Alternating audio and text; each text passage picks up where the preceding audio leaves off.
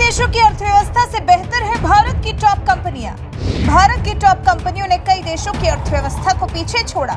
नरेंद्र मोदी के नेतृत्व में देश ने बहुत बड़ा मुकाम हासिल कर लिया। वैश्विक एजेंसियों ने भी मान लिया भारतीय कंपनियों का लोहा।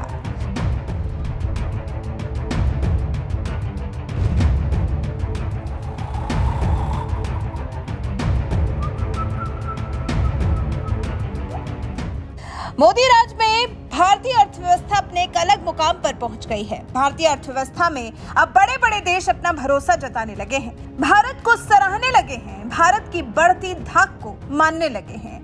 यहाँ तक कि वर्ल्ड बैंक और IMF जैसी विश्व स्तर की एजेंसियों ने भी भारत में अपना विश्वास जगा लिया है। भारत की रफ्तार देख हर किसी को भरोसा हो गया है कि अब भारत को रोकने वाला कोई माइका लाल नहीं है।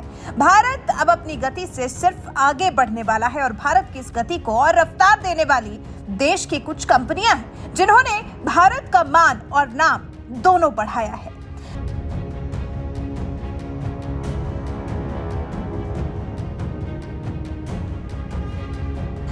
देश की टॉप 10 कंपनियां जो भारतीय अर्थव्यवस्था में अपना अथाह योगदान दे रही हैं और कमाल कर रही हैं। ये कंपनियां कौन सी हैं हम आपको बताएंगे, लेकिन उससे पहले ये जानना जरूरी है कि आखिर ये दावा हम किस बिना पर कर रहे हैं। भारत के तेज गति से बढ़ने का आधार क्या रख रहे हैं? ये आधार है IMF की वर्ल्ड इकोनॉमिक फोरम 2023 की रिपोर्ट। IMF की इस रिपोर्ट में साफ कहा गया है कि भारत की कुछ कंपनियों का कुल मार्केट कैपिटलाइजेशन 6 दक्षिण एशियाई देशों की कुल GDP से भी ज्यादा है। अनुमान लगाइए 6 दक्षिण एशियाई देशों से भी ज्यादा है भारत की इन बेस्ट कंपनियों का कुल मार्केट कैप।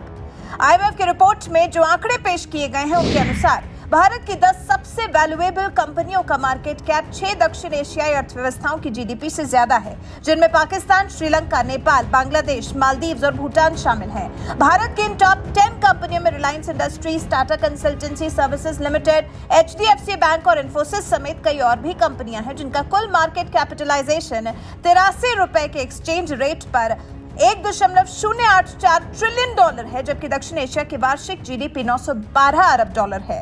वहीं अंतर्राष्ट्रीय मुद्रा कोष ने वर्ल्ड इकोनॉमिक फोरम 2023 की रिपोर्ट में इन 6 देशों की GDP का भी अनुमान जाहिर किया है। रिपोर्ट में कहा गया है बांग्लादेश की 2023 GDP 446 अरब डॉलर होने का अनुमान है। पाकिस्तान की इकोनॉमी का अनुमान 340.63 अरब डॉलर लगाया गया है। श्रीलंका का 2023 का GDP अनुमान उपलब्ध नहीं है, लेकिन 2022 के मुताबिक ये 74.84 बिलियन डॉलर था। नेपाल की अर्थव्यवस्था का आकार 41.339 अरब डॉलर है। मालदीव्स की अर्थव्यवस्था का आकार 6.97 अरब डॉलर है। भूटान की अर्थव्यवस्था का आकार सिर्फ 2.68 अरब डॉलर अनुमानित है। तो देखा आपने किस तरह से भारत की कुछ कंपनियों का कुल मार्केट कैपिटलाइजेशन कुछ देशों की अर्थव्यवस्था से भी बेहतर है। वहीं रिलायंस तो अपने अकेले के दम पर 4 देशों को फेल किए हुए है।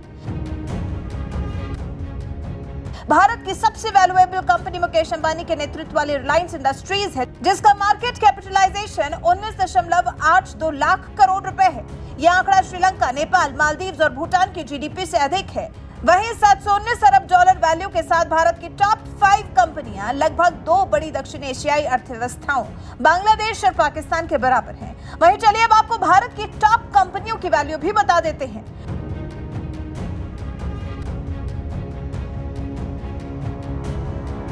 रिलायंस जेमकैप की वैल्यू 19.82 लाख करोड़ रुपए है। टाटा ग्रुप की IT फर्म TCS की वैल्यू 180 अरब डॉलर बताई गई है। HDFC के मर्जर के बाद HDFC बैंक की मार्केट वैल्यू 130 अरब डॉलर है। ICICI बैंक की 86.48 अरब डॉलर है मार्केट वैल्यू। इन्फोसिस का एमकैप 85 अरब डॉलर है। SBI, LIC, Bharti Airtel, HUL, ITC को भी भारत की टॉप कंपनियों में जगह मिली हुई है। बीते शुक्रवार ही इन कंपनियों के मार्केट वैल्यू 61 से 81 अरब डॉलर के दायरे में बताई गई है। मतलब ये कि भारत की कुछ कंपनियां कई देशों से भी ज्यादा मार्केट कैप रखती हैं, जो कि भारत के लिए बहुत बड़ी उपलब्धि है, जिसे भारत ने नरेंद्र मोदी के नेतृत्व में हासिल किया है। इसका श्रेय नरेंद्र मोदी सरकार को भी किसी हद तक दिया जा सकता है। वैसे आपका भारत की इस उपलब्धि पर क्या कुछ कहना है? अपनी राय हमें कमेंट कर जरूर बताएं।